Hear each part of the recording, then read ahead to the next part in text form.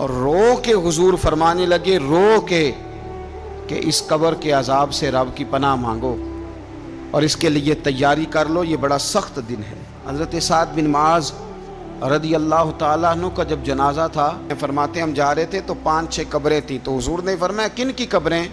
ہم نے عرض کی یا رسول اللہ صلی اللہ علیہ وسلم یہ کافروں کی قبریں۔ یہ نبی پاک علیہ السلام نے فرمایا جو مسلمان جمعے کے دن یا جمعے کی رات کو فوت ہو،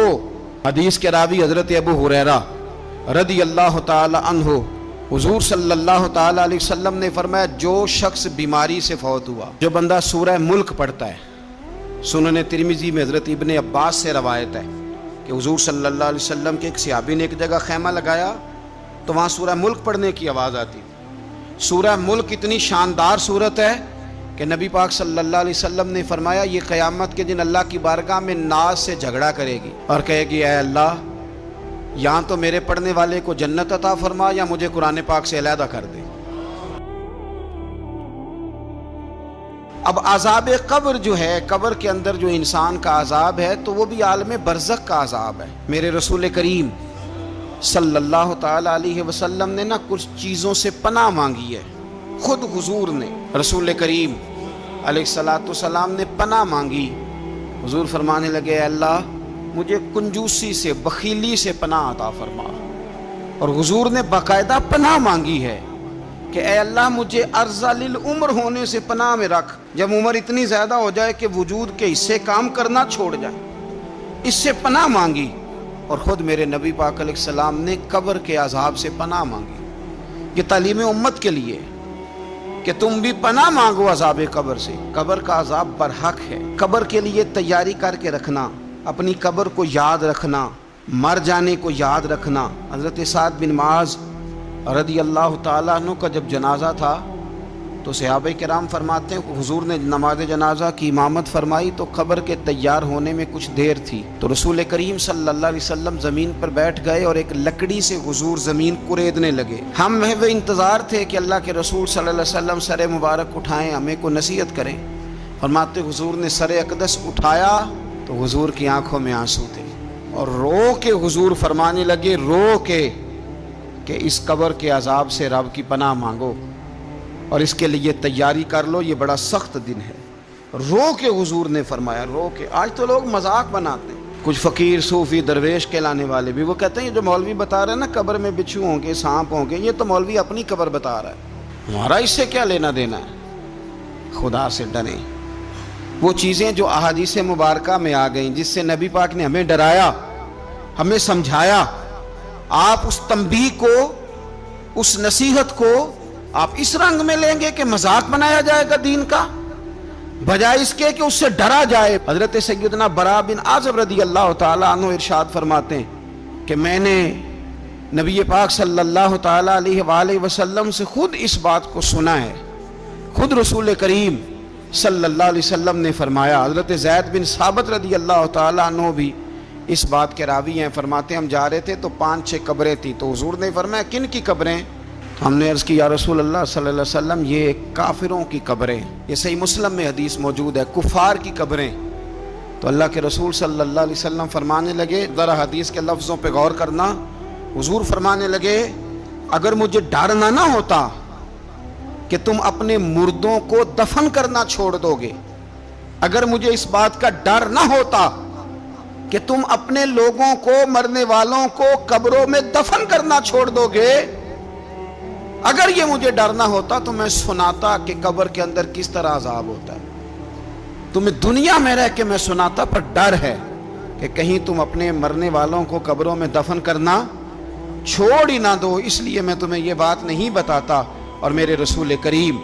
صلی اللہ تعالی علیہ وآلہ وسلم نے پھر ارشاد فرمایا، اپنے غلاموں کی طرف نظر فرمائی، یہ بات کہہ کے کہ اگر مجھے ڈر نہ ہوتا کہ تم دفن کرنا چھوڑ دو گے تو تمہیں میں سنا دیتا کہ قبر میں کیا عذاب ہوتا ہے۔ پھر حضور نے صحابہ سے فرمایا چلو بھائی دوزخ کے عذاب سے اللہ کی پناہ مانگو، تو سب کہنے لگے ہم دوزخ کے عذاب سے اللہ کی، صحابہ نے کہا ہم دوزخ کے عذاب سے اللہ کی پناہ مانگتے ہیں۔ پھر نبی پاک صلی اللہ تعالی علیہ وسلم نے ارشاد فرمایا تم سب کہو کہ ہم قبر کے عذاب سے اللہ کی پناہ مانگتے ہیں۔ تو صحابہ نے کہا ہم قبر کے عذاب سے اللہ کی پناہ مانگتے ہیں۔ پھر میرے رسول پاک علیہ الصلوۃ والسلام نے فرمایا تم کہو، سارے یہ کہو کہ ہم ظاہری اور باطنی فتنوں سے اللہ کی پناہ مانگتے ہیں۔ تو صحابہ نے کہا کہ ہم ظاہری اور باطنی فتنوں سے اللہ کی پناہ مانگتے ہیں۔ پھر میرے محبوب علیہ السلام نے فرمایا تم کہو کہ ہم دجال کے فتنے سے اللہ کی پناہ مانگتے ہیں۔ تو صحابہ کرام نے کہا کہ اے اللہ ہم دجال کے فتنے سے تیری پناہ میں آتے ہیں۔ نبی پاک علیہ السلام نے یہ الفاظ کہہ کے یہ بات بتلا کے ہمیں سمجھا دیا، ہمیں قائل فرمایا محبوب نے۔ یاد رکھنا، اس بات کو اچھی طرح سمجھ لینا کہ اگر مجھے ڈر نہ ہوتا کہ تم اپنے مردوں کو دفن کرنا چھوڑ دو گے تو تمہیں بتلا دیتا کہ قبر میں کتنا سخت عذاب ہوتا ہے۔ میرے عزیز، کچھ لوگ ایسے ہیں جن سے عذاب قبر ہوگا ہی نہیں۔ میرے رسول کریم صلی اللہ تعالی علیہ وسلم نے ارشاد فرمایا کہ جو اللہ کے رستے میں شہید ہو گیا، یہ سنن نسائی میں موجود ہے، اسے عذاب قبر نہیں ہوگا، بلکہ ایک حدیث میں تو فرمایا حساب کتاب ہی نہیں ہوگا، اللہ بغیر سوال جواب کے جنت عطا فرما دے۔ کچھ لوگوں کو لوگوں کی بخشش پہ بھی مسئلہ ہی بنتا ہے کہ کوئی بخشا نہ جائے۔ اور ایک صاحب کہہ رہے تھے جی یہ کیا معاملہ ہے کہ جمعے کو بندہ مر گیا یا فلانا ہو گیا تو اس سے حساب کتاب نہیں ہوگا، اتنے بڑے جرم لوگوں نے کی، اتنے پاپ، اور جمعے کو مر گیا تو بخشا جائے گا۔ تو میں نے کہا جرموں کا بھی اسے حساب اللہ لے لے گا، لیکن میاں حساب کتاب کی ڈیوٹی نہ اللہ کی ہے تو بہتر یہ ہے کہ اسی کے ہاتھ میں رہے، تو نہ اپنے ہاتھ میں لینے کی کوشش کر۔ سنن ترمذی کی حدیث۔ ہمیں پتہ نہیں کیا مصیبت ہے، ہمیں پتہ نہیں کیا مسئلہ ہے۔ ایک جنازے سے میں نکلا، آپ یقین کریں کبھی کبھی کلیجہ پھٹ جاتا ہے۔ میں ایک جنازے سے نکلا تو میرے ساتھ ایک بندہ جنازہ پڑھ کے نکلا تو کہنے لگا جی پیر صاحب دیکھیں آج کتنی دنیا آئی ہے، حالانکہ یہ بندہ اس طرح کا تھا، اس طرح کا تھا، اس طرح کا تھا۔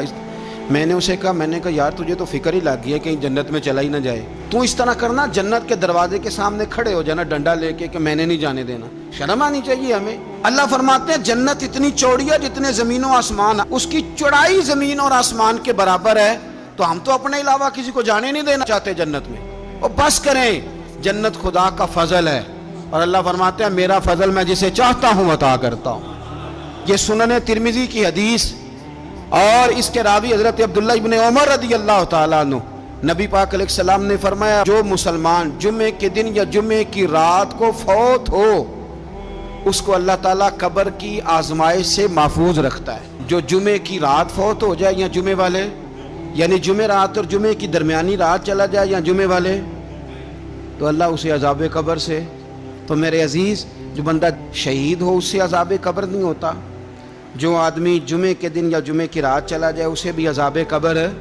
نہیں ہوتا۔ اور میرے رسول کریم صلی اللہ تعالیٰ علیہ وسلم نے فرمایا جو بندہ ایک دن اور ایک رات، یہ حدیث صحیح مسلم میں، سنن ترمذی میں، مصنف عبدالرزاق میں موجود ہے، ایک دن اور ایک رات اللہ کی رضا کے لیے اسلامی سرحد پہ پہرا دے۔ میں اور آپ سوئے ہوئے ہیں، لیکن وہ لوگ جو فوجی بارڈروں پہ کھڑے ہیں، دیکھو مدینے والے محبوب کس کس پہ کرم فرماتے ہیں۔ ساری عمر نہیں، 24-25 سال کی سروس نہیں، فرمایا ایک دن اور ایک رات اللہ کی رضا کے لیے جو اسلامی سرحد پر پہرا دے، مسلمانوں کو کافروں سے بچائے، رب اسے عذاب قبر نہیں دے گا، اسے اللہ تعالیٰ اپنے فضل سے معاف فرما دے گا۔ ایک رات اور ایک، آپ کیا سمجھتے ہیں کہ ان فوجیوں کی کوئی چھوٹی شان ہے، ان کا کوئی چھوٹا مرتبہ ہے؟ ایک دن اور ایک رات اگر یہ پہرا دیں تو اللہ انہیں اتنا انعام عطا کرتا ہے۔ اسی طرح سن لو، یہ ذرا غور سے سننا، ابن ماجہ کی حدیث، اور اس کے علاوہ مسند ابو یعلا میں موجود حدیث کے راوی حضرت ابو ہریرہ رضی اللہ تعالی عنہ، حضور صلی اللہ تعالی علیہ وسلم نے فرمایا جو شخص بیماری سے فوت ہوا، قربان جاؤں میرے محبوب نے بیماری کا نام ہی نہیں لیا، فرمایا کوئی بھی بیماری ہو، فرمایا جو آدمی بیماری سے فوت ہوا اللہ اسے شہادت کی موت عطا فرمائے گا،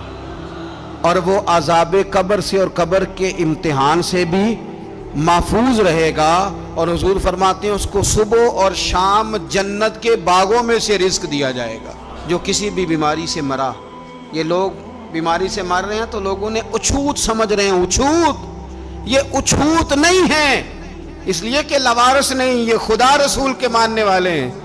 تم انہیں اچھوت کہہ رہے ہو اور مدینے والے رسول انہیں شہید فرما رہے ہیں۔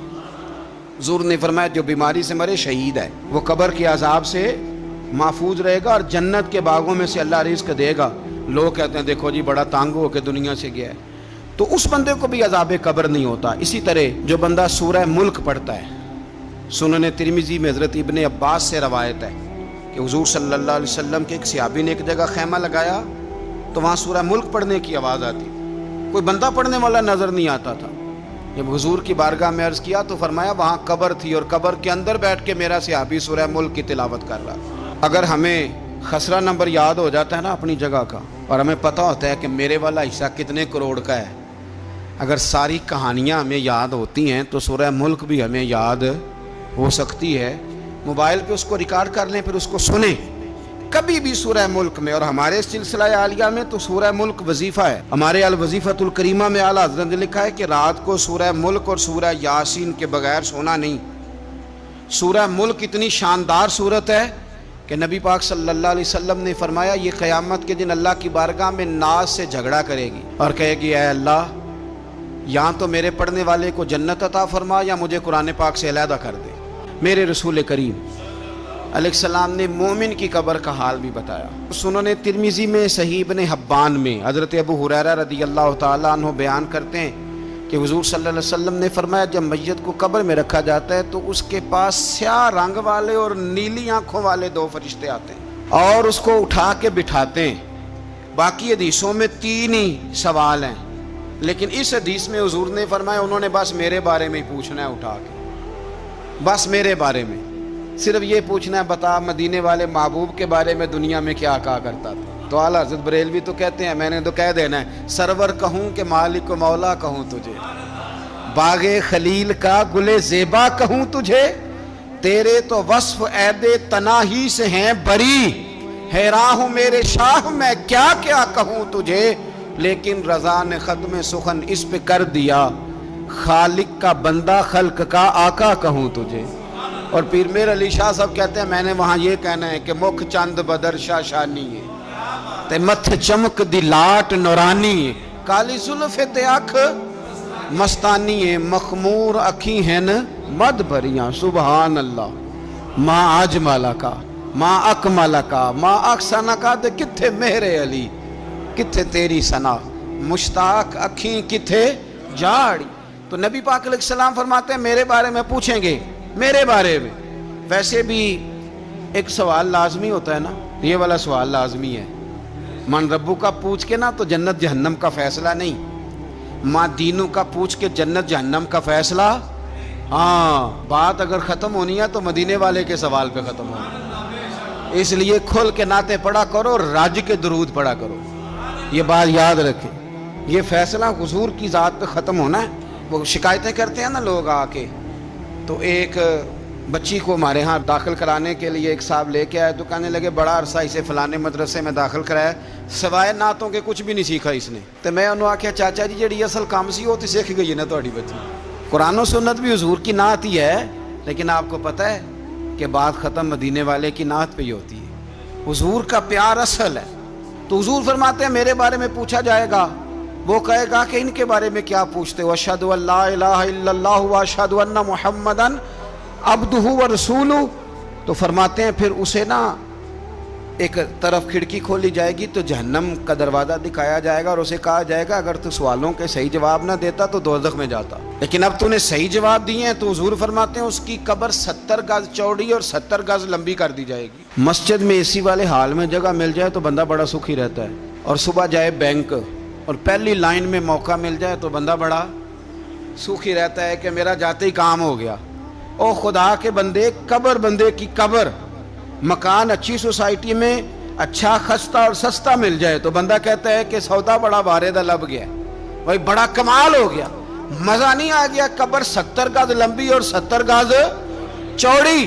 اور یہ ترمذی شریف پڑھ رہا ہوں، بڑی مزیدار حدیث۔ نبی پاک صلی اللہ علیہ وسلم فرمانے لگے پھر اس کی قبر کو نور سے بھر دیا جائے گا۔ حضور کو پہچان گیا نا، قبر نور سے بھر دی گئی اور جب 70 گز لمبی کر دی گئی تو بڑے پیارے لفظ ہیں حدیث کے۔ حضور فرماتے ہیں وہ بندہ پھر فرشتوں سے ایک بات کہے گا،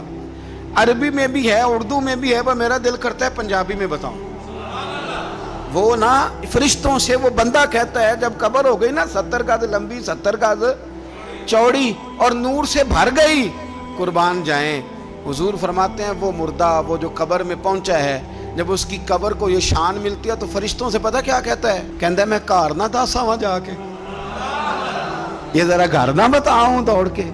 یہ ذرا میں اپنے گھر بتاؤں بھاگ کے کہ اللہ نے بڑی خیر کر دی، اپنی اماں نو دسا وہاں، میں بچوں کو بتا کے آؤں کہ موج بن گئی ہے، میں بتاؤں اپنی بیوی کو، بتاؤں اپنے بہن بھائیوں کو، میں گھر نہ دسا وہاں۔ قربان جائیں،